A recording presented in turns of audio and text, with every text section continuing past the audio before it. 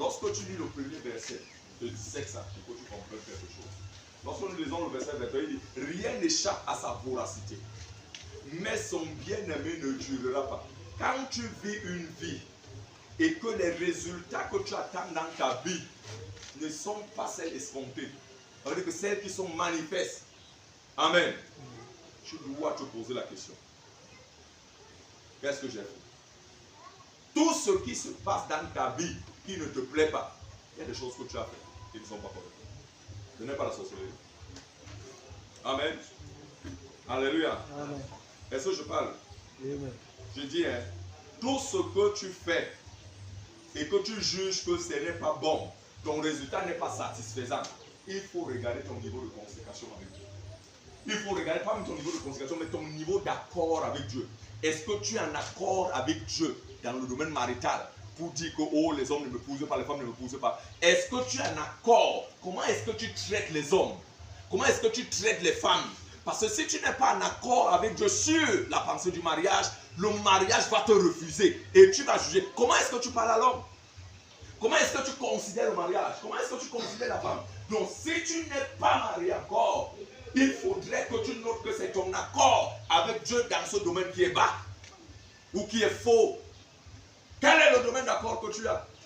Tu vas réaliser que nous, on a dévancé Dieu dans la fornication, dans les adultères, c'est nous, dans les faux mariages, réellement, c'est nous. Oh, je me suis engagé, c'est lui qui a gâté ma vie. Personne n'a gâté ta vie. Ton niveau d'accord lorsque tu allais entrer dans cette relation était bas.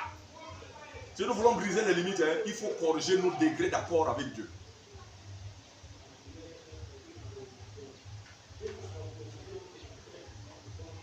J'avais une phrase de consolation que j'aimais dire souvent. C'est seulement le plaisir, hein. Nous deux on ne se marie pas. Hello. Le gars connaît ça ici. Ok, ça va. C'est moi seul. On ne va pas se marier, c'est juste le plaisir. Il faut avoir le courage de dire ça, comme ma fille dit tout ça. Il faut avoir le courage. Ton niveau d'accord avec Dieu. Lorsque tu vas vouloir maintenant ranger ta vie, c'est pour ça que parfois nous autres pas nous comprendre. Lorsque tu as décidé à ranger ta vie, à être en accord avec Dieu sur le mariage, tu vas faire le désherbage. Tu enlèves toutes les mauvaises choses.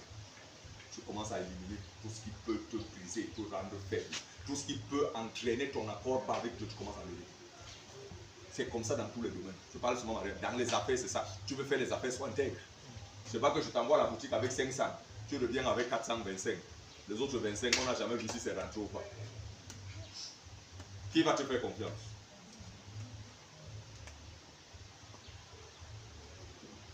Donc tout ce qui ne fonctionne pas dans ta vie, vois le niveau de ton accord avec Dieu.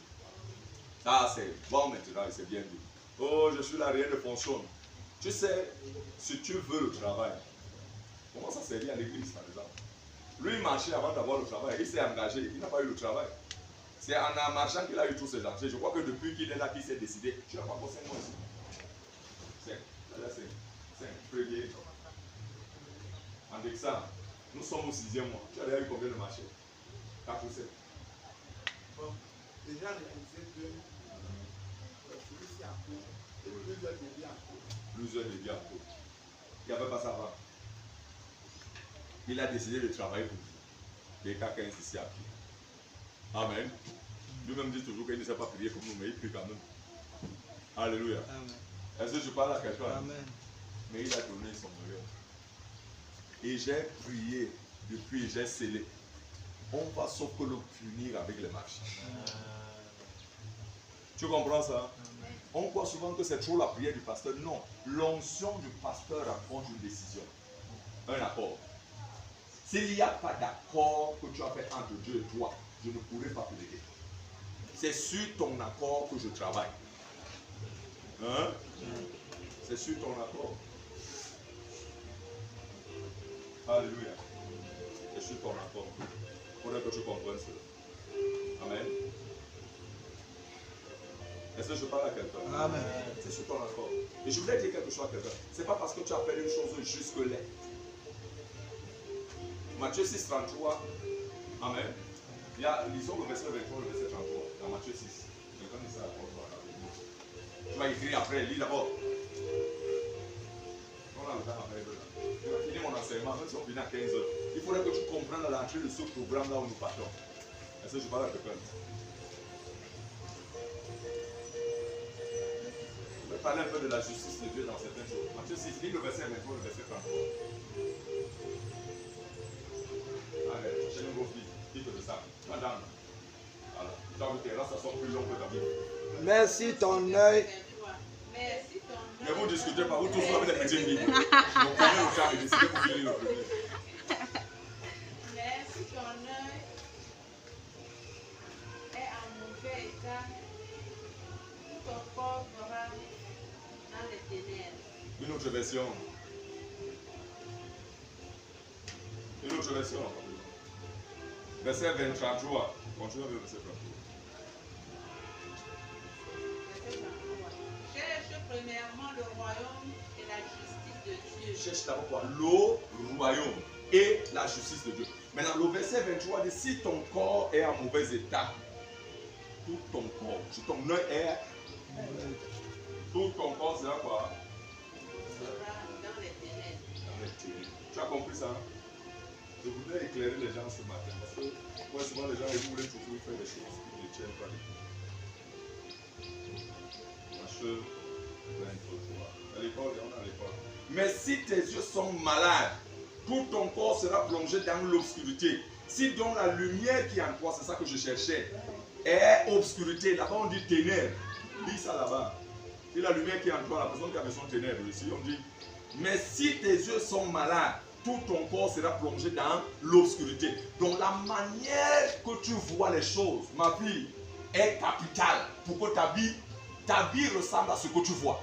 Ce n'est que ce que tu vois que tu agis comme tu vois. C'est pour ça que ici on parle de ta justice. Jésus dit ça. Il vient dire à ses disciples et à tous ceux qui l'écoutaient que si votre regard sur les choses est compromis, toute votre manière de voir les choses est compromise. Maintenant, la manière de voir que tu as ne fait pas la justice de Dieu. Donc tu peux voir quelqu'un sale, mais le plan de Dieu pour cette personne est différent de ce que tu vois. C'est pour ça qu'il dit tout de moi, c'est ce que tu dis. Je ne me justifie pas sur ce que tu dis, parce que mon impact parle. Il y a des gens qui parlent qui n'ont même pas de fruits.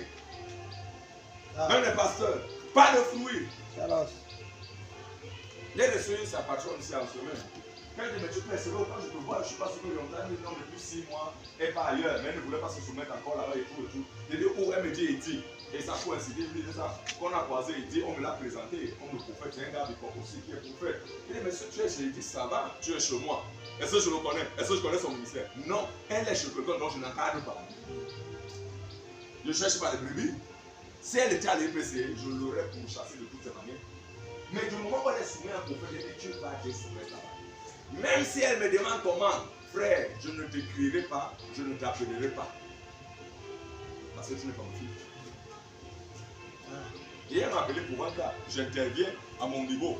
Peut-être elle a appelé son père, ça ne passait pas. Peut-être elle a joué des enfants qu'elle n'a pas appelé. Elle n'a pas appelé papa. Elle n'a pas appelé. Chacun a son choix. Maintenant, je ne pouvais pas lui dire ce que je croyais dans 1 an et demi parce qu'elle a un esprit trop fort.